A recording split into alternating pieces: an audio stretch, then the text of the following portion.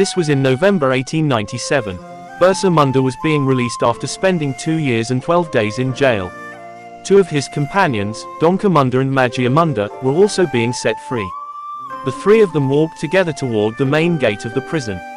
The jail clerk handed them their release papers along with a small bundle of clothes. Birsa glanced at his old belongings and felt a bit unsettled upon noticing that his sandals and turban were missing. When Donka asked about Birsa's sandals and turban, the jailer replied, "Commissioner Forbes has ordered that you not be given your sandals and turban, as only Brahmins and landlords are allowed to wear them." Before Birsa's companions could say anything, Birsa gestured with his hand, signaling them to remain silent. As Birsa and his companions stepped outside the jail gates, about 25 people stood there to greet them. The moment they saw Birsa, they chanted, "Victory to Birsa Bhagwan." Birsa, however, humbly replied, "Don't call me Bhagwan. In this fight, we are all equals." The revered hero of Jharkhand, Birsa Munda, one of the most respected figures in Jharkhand, raised the banner of rebellion against the British at a very young age. He began his struggle even before he turned 25. Born on November 15, 1875, into the Munda tribe, Birsa had a passion for playing the flute. Despite standing only 5 feet 4 inches tall, he posed a formidable challenge to the British. Initially, he used to herd sheep and goats in the forests of Bounda. John Hoffman, in his book Encyclopedia Mundarica, wrote, "His eyes sparkled with intelligence, and his complexion was slightly fairer than that of an average tribal." Birsa once wished to marry a woman, but he let go of this desire after being imprisoned. In 1940, at a Congress convention held near Ranchi in Ramgarh, the main gate was named after Birsa Munda in his honor. Conversion to Christianity and abandonment. Birsa Munda's early education took place in Salgar under the guidance of Jaipal Nag. To gain admission to a German missionary school, he converted to Christianity. However, when he realized that the British were actively campaigning to convert tribals, he abandoned Christianity. It's said that one of his Christian teachers once insulted people with shaven heads in class. In protest, Birsa boycotted his class. Consequently, he was not allowed to rejoin the class and was expelled from the school. Later, Birsa renounced Christianity and founded a new faith called Birsate. Soon, the Munda and Iran tribes began following his religion. He eventually took on the British missionary agenda as a personal challenge. Birsa's struggle began in Chaibasa, where he spent 4 years from 1886 to 1890. This marked the beginning of a tribal movement against the British. During this time, he raised the slogan, "Abur Raj Ite Jana, Maharani Raj Tundu Jana, our rule has begun, and the Queen's rule has ended." The fight against British exploitation. Birsa Munda instructed his people not to pay any taxes to the government. By the late 19th century, the British land policies had destroyed the traditional tribal land system. Moneylenders began taking over tribal lands, and the tribals were barred from using forest resources. The Mundas launched a movement, which they called Olgaland the Great Rebellion. During this time, Birsa delivered passionate speeches, calling for a separate state. K.S. Singh, in his book Birsa Munda and His Movement, writes, in his speeches, Birsa would say, "Don't be afraid. My kingdom has begun. The government's rule is over. The guns will turn to wood. Remove anyone who tries to harm my kingdom."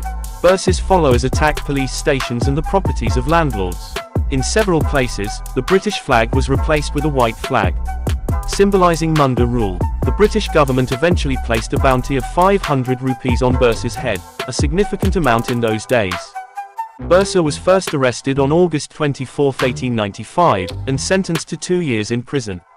After his release, he went underground, meeting his people secretly to reignite the movement against the British. Long before Birsa Munda, in 1858, the Sardas movement had already begun against the British, aimed at ending forced labor.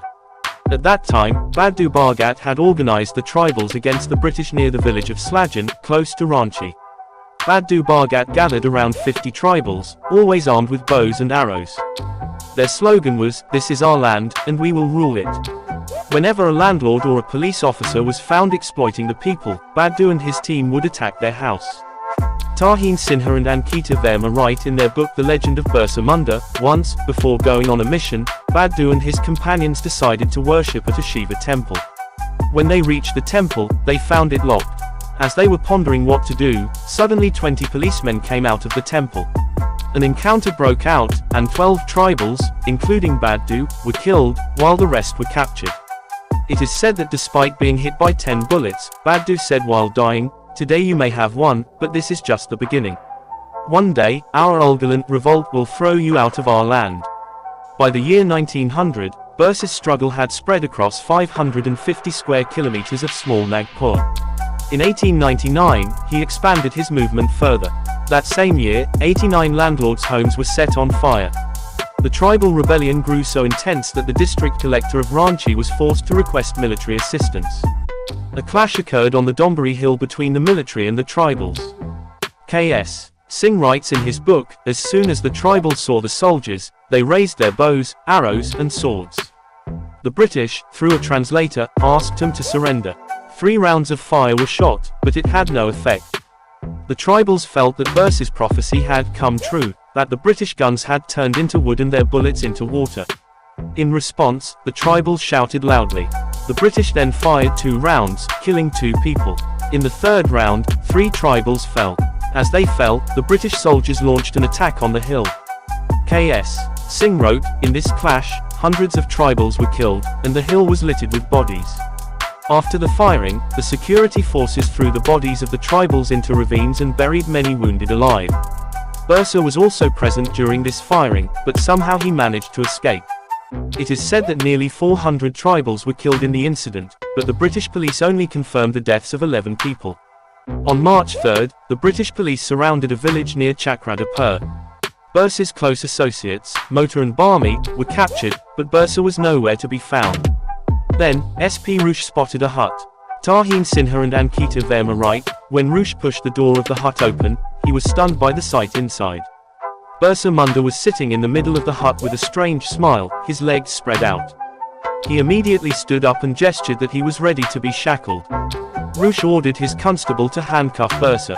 Birsa was taken to Ranchi via a different route to prevent the public from knowing he had been arrested, but when he reached Ranchi jail, thousands of people were already there, eager to catch a glimpse of him. On the day of the trial, the commissioner decided that Birsa would be brought to court in handcuffs from the jail so people could see the result of challenging the British government.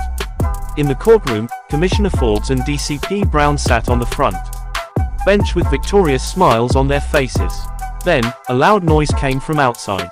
A large crowd was demanding Birsa's release. About 40 armed policemen were accompanying him. It was clear that Birsa had been severely beaten in jail, but he didn't appear to be in any pain. Seeing this, Brown realized his mistake.